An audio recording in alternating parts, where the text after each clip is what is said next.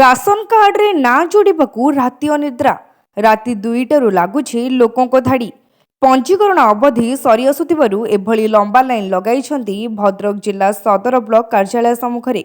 BDO Rashmiranjan Mallick ନିର୍ଦ୍ଦେଶ ଦେଇଛନ୍ତି, ଦିନକୁ 120 ହିତାଧିକାରୀ ଯୋଡ଼ି ହେବେ। ହେଲେ ବ୍ଲକ ସମ୍ମୁଖରେ 2000ରୁ ଅଧିକ ଲୋକ ଧାଡ଼ି ଲଗାଇଛନ୍ତି। ରାସନ କାର୍ଡରେ ନାଁ ଯୋଡ଼ିବାକୁ ଭିନ୍ନକ୍ଷମଙ୍କଠାରୁ ଆରମ୍ଭ କରି ଗର୍ଭବତୀଙ୍କ ପର୍ଯ୍ୟନ୍ତ ଲାଇନ୍ ଲଗାଉଛନ୍ତି।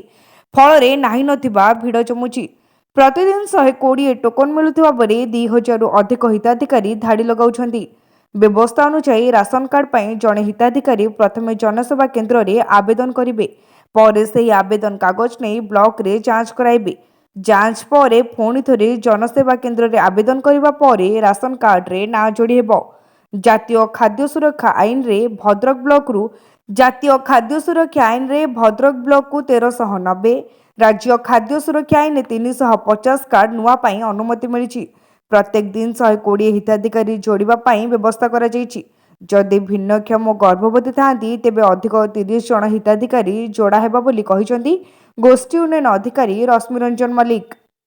ଭଦ୍ରକରୁ ପୁନିଲ କୁମାର ସାମନ୍ତଙ୍କ ରିପୋର୍ଟ, ତୀର୍ଥକ୍ଷେତ୍ର ଲାଇଭ୍।